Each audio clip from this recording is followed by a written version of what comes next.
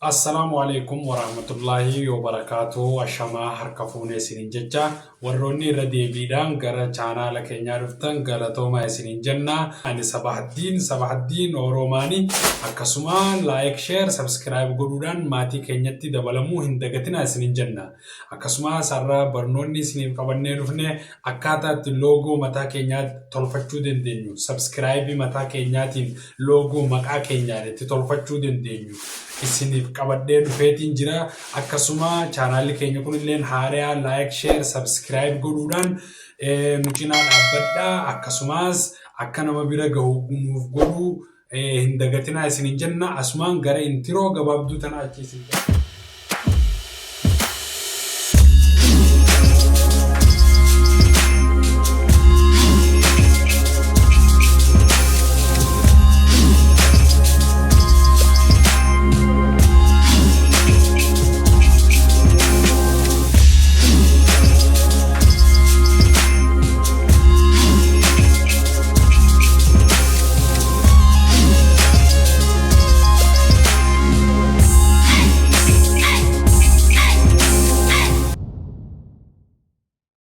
Jennaan loogoo mataa keessanii hojjechuun loogoo mataa keenyaa hojjechuun gaariidha hundaafuu.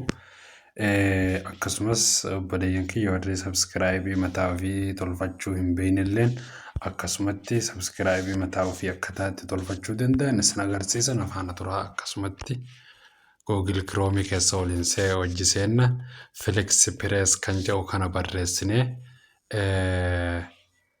akkasitti obboleeyyan kiyya waan nuuf dhufu walumaan laalla. Felix Perez Google Chrome keessan irra galtanii Felix Perez kan jedhamu barreessitan. Felix Perez gizee barreessitan akkanatti isinii dhufuu danda'a. Yoggaa akkatti isiniif dhufe tarii imeela isin gaafachuu danda'an. Imeela hojjettana qadhee waan hin jiruuf imeela nan gaafatu. Akkanatti warri subscribe mataa fi hojjechuu barbaadanillee kunoo ni jira. Akkanumatti irratti gattuune kana keessaa kan nuuf ta'e irratti gatituune subscribe mataa keenyaa hojjechuu dandeenya. Obboleeyyan kiyya amma yoggaa akkanatti asirra galle edit kan jedhu kana jala jira. Edit kana tuine gara fuulduraatti nu oofa.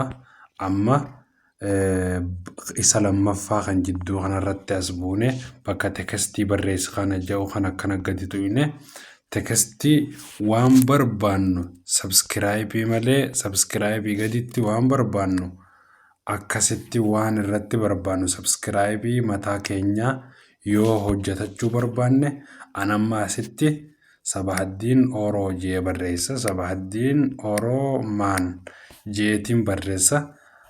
Amma yoo kanatti irraas deebi'ee ilaalu qo'aanuuf banu jira. Bakki tireefuu subscribe jettu suni amma deebitee Sabahaddiin Oromaan jetti. Shoof akkuma agartan kanatti Sabahaddiin Oromaan jetti. Akkasumatti obboleeyyan kiyya warri subscribe mataa keessanii hojjechuu barbaadanillee YouTube Sabahaddiin Oromaan akkasi yoo akkaataan amma akkasitti eega hojjetattanii fixattan booda eega akkasitti hojjettanii fixan booda waan gootan isinitti himaa qooyi. Yoo warri suuraa footootti galfachuu barbaadan yoo footootti galfachuu barbaadanillee bakkuma tana dhuftanii bakkumatti tekstii barreessitan kana bakkumatti barreessitan kanatti footollee bakkatti galfattan isiniif fida. Maaliif ani subscribe nan hojjechuu deemu garuu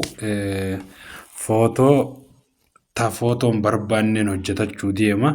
Amma akkuma agartan kanatti Sabahaddiin Oroo jedhama. Mallattoo share privacy kan jedhu kanarratti yoggaa tuine daarektiidhaan karaa gabbuufachuudha bakka itti nuuf gabbuusu kallattii isa kanattiin gabbuufachuu dandeenyutti nu qajeelchaa jira jechuudha. Kunoo akkuma agartan kana akkanatti daawunlood gootanii gabbuufachuu dandeessan isiniin obboleeyyan kiyya. Akkasumatti barnoonni har'aaf qabannee an amma hunnaaf gad bu'aa jira. Akkuma agartan kanatti annaaf gad bu'ee jira jechuudha. Ani imma sabskiraayibii bareedduu isiniif hin hojjenne garuu maaliif jennaan ani amma isinumaan agarsiise. Isinumaan agarsiise maaliif hojjetadhee qaba waan ta'eef amma isinumaa agarsiise malee waan inni fi hojjetachuu barbaadu miti.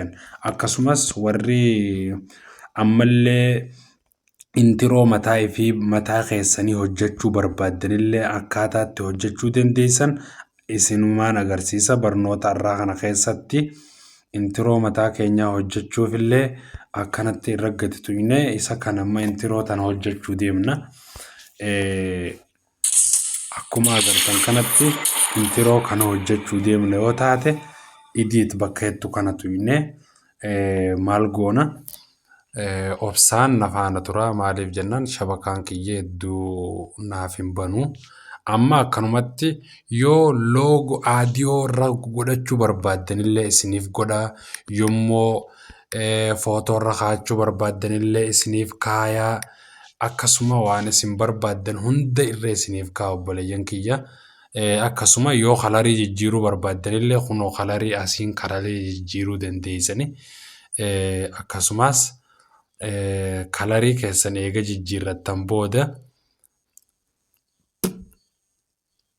kalarii keessan eega jijjiirrattan asiin seef godhattanii amma upload kan jedhu kana footoo itti fidanna ammaan tana. Footoo itti fidannee amma footoo tanaan fidadhaa jennu fakkeenyaaf qoyaa shabakaan kiyya hedduu dalagu footoo nuuf fidee jira akkuma agartanitti asitti imma kiroop yoo godhuu barbaadanillee godhuu ni dandeessanii yoo hin barbaannellee humaa rakkoon qabu akkasitti